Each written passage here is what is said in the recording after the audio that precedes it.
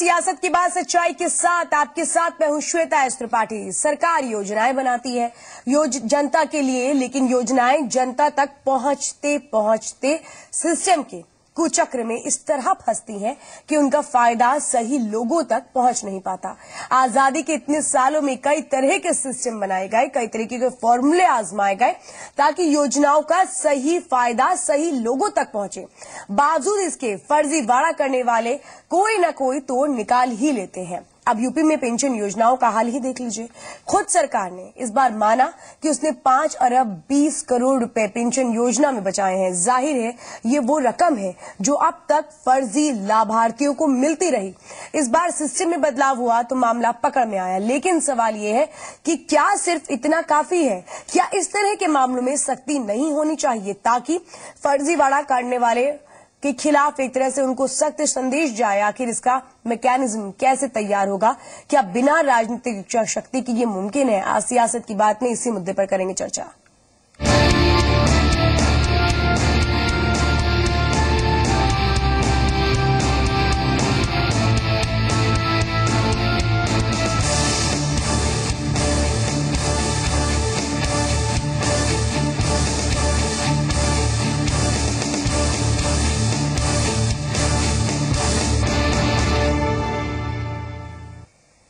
सरकार की नाक के नीचे हो रही एक बड़ी धांधली पकड़ में आई है। मामला पेंशन योजना से जुड़ा है, जिसमें 520 करोड़ की गड़बड़ी पकड़ी गई।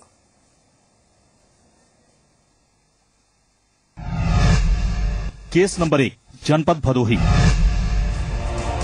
भदोही जिले के डीह ब्लॉक में कई गांवों से समाजवादी पेंशन योजना में धांधली की शिकायत आई है, जिसे लेकर ग्रामीणों के प्रदर्शन के बाद समाज कल्याण विभाग ने कार्रवाई का भरोसा दिया है।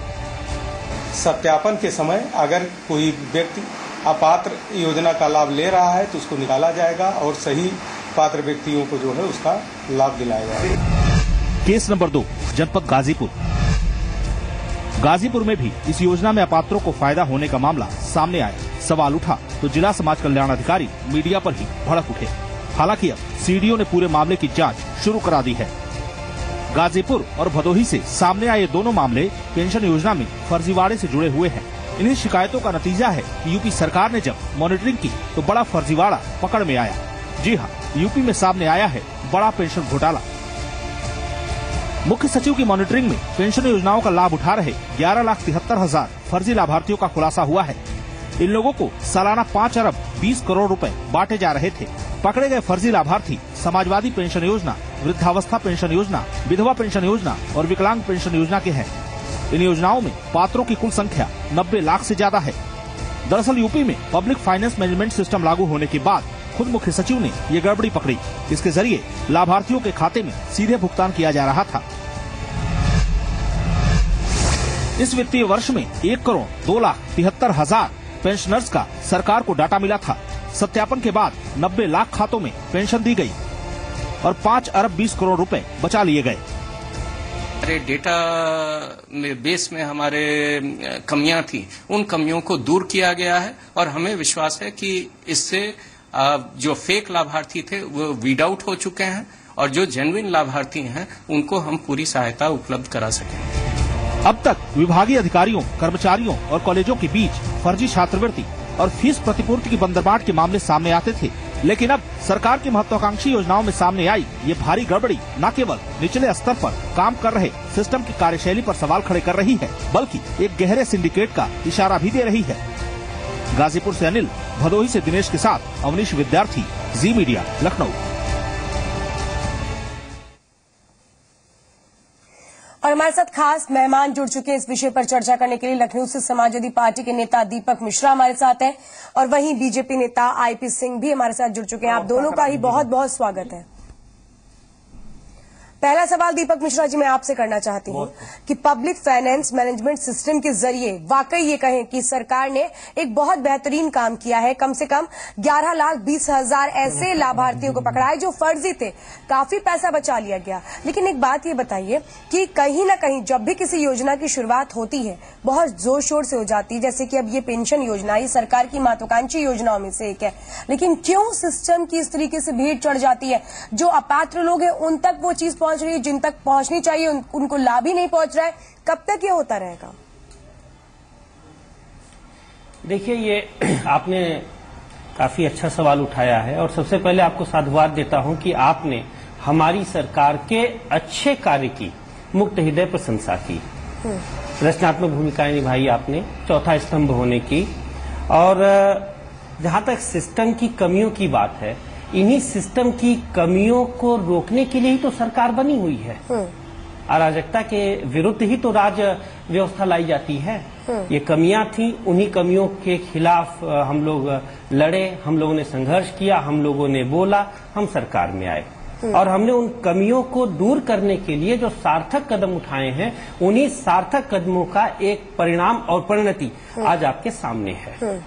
बिल्कुल। जो कमी आ गई थी, जो कुपात्र थे, जो अपात्र थे, वो योजनाओं को हड़प लेते थे। हमारे मुख्यमंत्री जी ने भी, हमारे राष्ट्रीय अध्यक्ष नेताजी ने भी और हमारे लगभग सभी बड़े नेताओं ने, जिम्मेदार नेताओं ने इस बात को कहा कि हमें आई व्यवस्थागत कमियों को दूर करते हुए जो पात्र हैं उन तक सुविधाओं का लाभ पहुंचाना है। जो लोक निधि है, लोक निधि वंचितों तक पहुंचाना है। इसीलिए हमने सबसे पहला काम क्या किया, योजना चालू की, पेंशन उन तक पहुंचाया जो पॉकेट खाली थे, जिन हाथों में क्रय शक्ति नहीं थी। ये समाजवाद की मूल सिद्धांत था, इसको क्रियान्वित किया गया। फिर ये महसूस किया गया, क्योंकि सारे जमीनी लोग हैं, जमीन से जुड़कर, जमीन से सवाल ये नहीं है यहाँ तक आए हैं। वो तो हम देख ही रहे हैं क्या हुआ है, लेकिन बहुत अहम सवाल है कि किसी भी चीज को जब शुरू किया जाता है तो कहीं ना कहीं वो सिस्टम जरूर मौजूद रहता है जो कहे चाहे सरकार कोई भी हो, लेकिन अपना काम उस तरीके से करता रहता है। एक विभाग है, चाहे सरकार कोई भी हो, लेकिन वो जो एक टेंडेंसी बन जाती है वो कैसे खत्म होगी?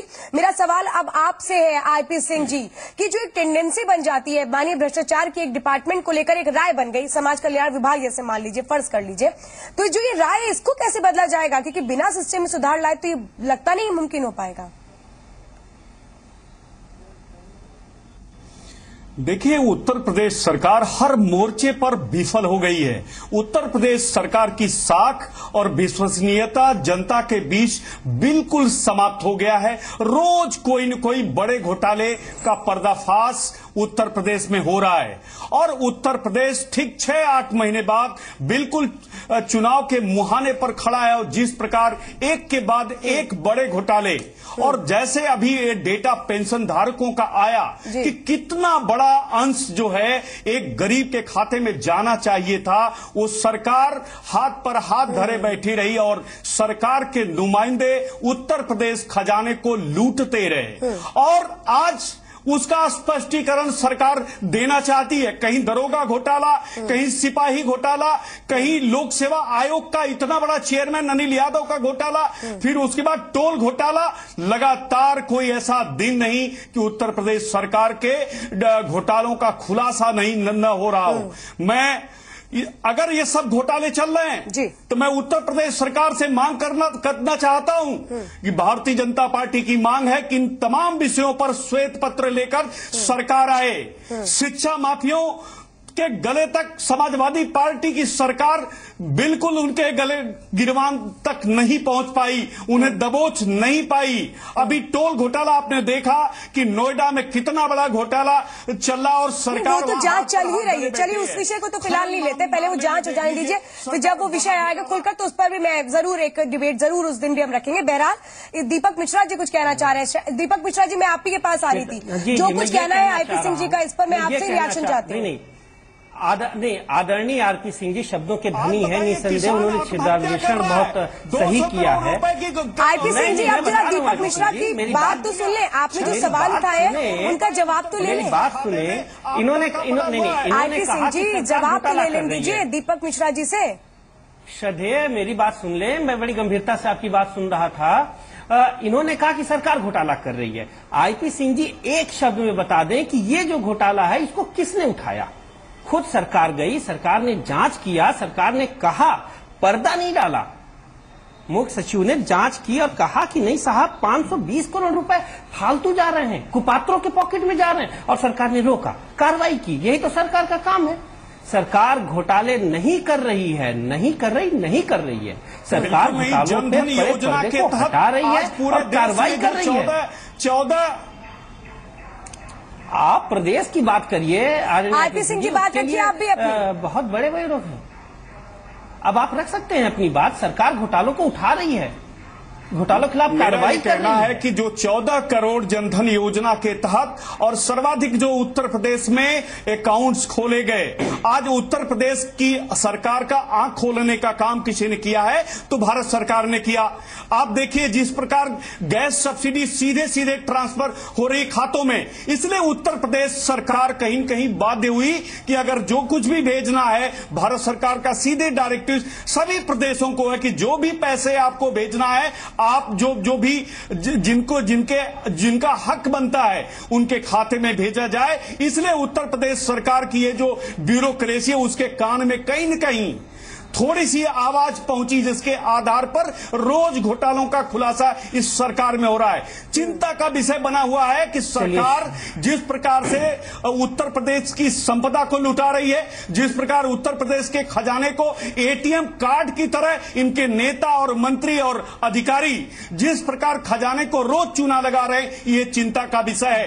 रोज किसान आत्महत्या कर रहा है। बहुत अहम सवाल आईपी सिंह जी उठा रहे हैं, लेकिन इस बीच एक सवाल जरा मैं आपसे करना चाहती हूँ। चलिए, अभी तो ये है कि मुख्य सचिव ने इनिशिएटिव लिया, खुद मॉनिटरिंग टीम ने उनकी तमाम तरीके की धांधलियों का पता लगाया पेंशन योजना में। संगतिपूर्ण है। दीपक जी पहले सवाल सुन लीजिए, ठीक है। दीपक जी, मुख्य सचिव ने खुद इनिशिएटिव लिया और ये तरीके से देखें तो मॉनिटरिंग डिपार्टमेंट उनका, जिसने कई तरीके की धांधलियों को पकड़ा, काफी पैसा बचा लिया सरकार का। लेकिन मुझे ये बताइए कि हम कोई भी योजना ले लें, चलिए ये तो पेंशन योजना की बात है, छात्रवृत्ति योजना ले लें, चाहे इसी तरीके की और भी जो समाज कल्याण से जुड़ी हुई योजना है, इसको हम ले लें।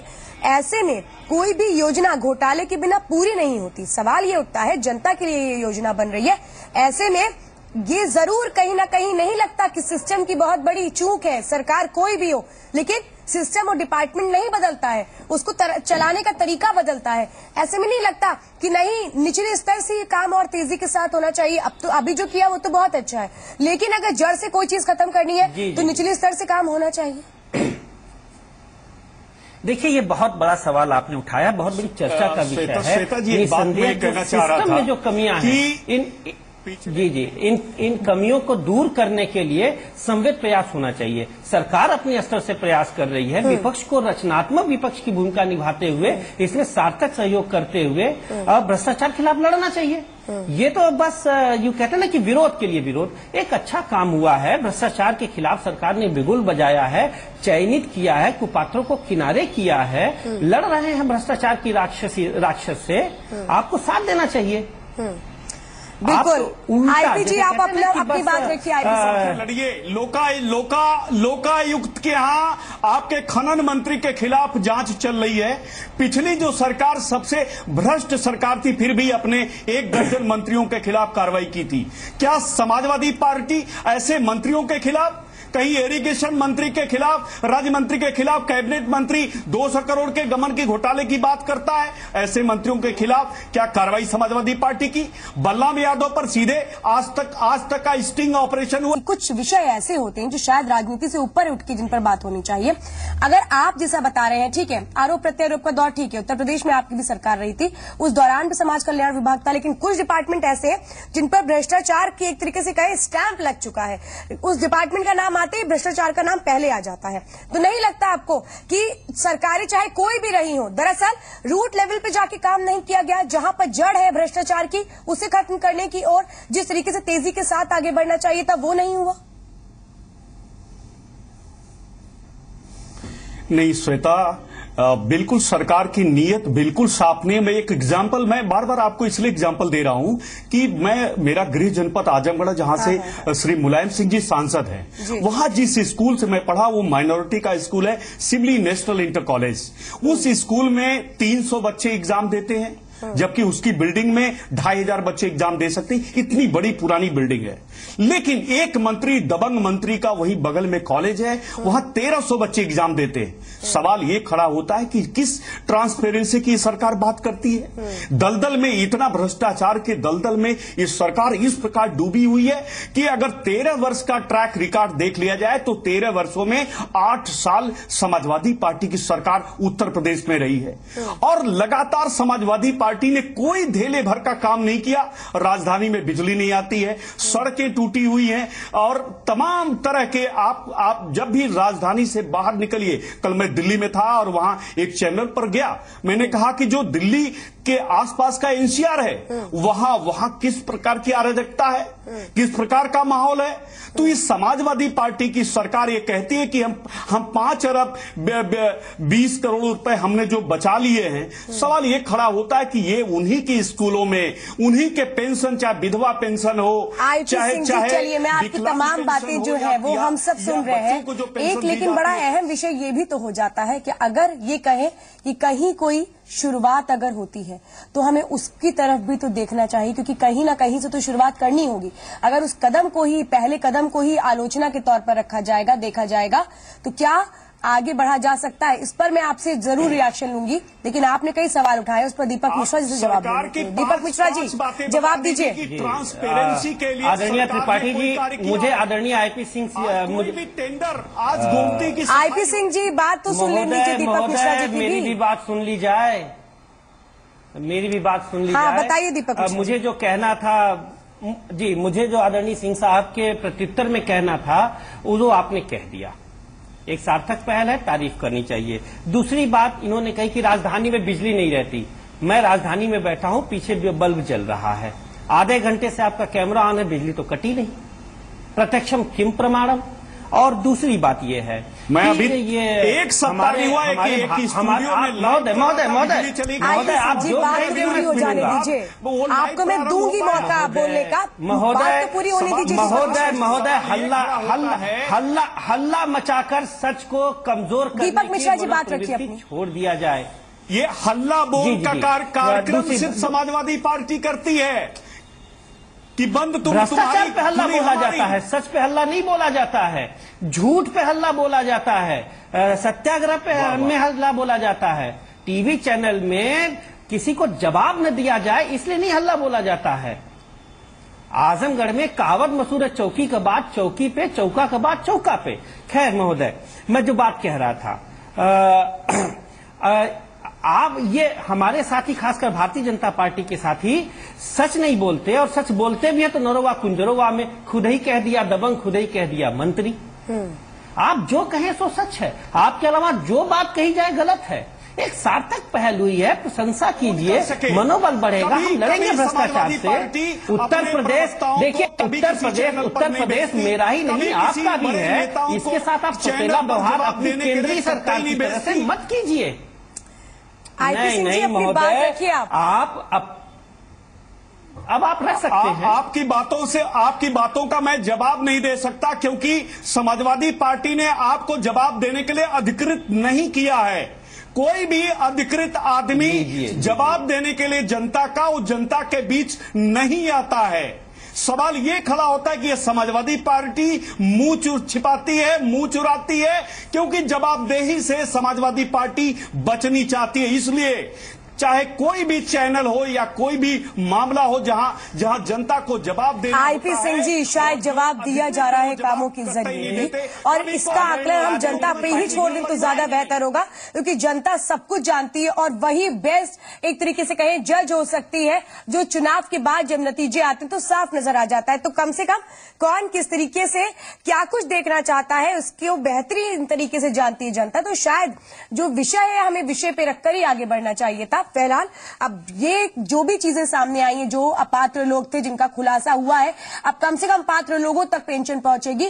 तो इसके लिए जो एक पहला कदम उठा है, जरूर एक तरीके से उन लोगों तक अगर ये फायदा पहुंच रहा है तो एक अच्छे कदम है, और शायद राजनीति से परे हमें सिस्टम को लेकर भी सोचना होगा। आप दोनों ही खास मेहमानों को चर्चा में शामिल होने के लिए बहुत बहुत धन्यवाद। तो देखना होगा कि वाकई अब जो एक तरीके से सिस्टम में सुधार की तरफ आगे बढ़ रही है समाजवादी सरकार, कैसे और किस तरीके से बाकी लोगों को फायदा पहुंचेगा। आज की इस चर्चा में बस इतना ही। मुझे दीजिए इजाजत, नमस्कार।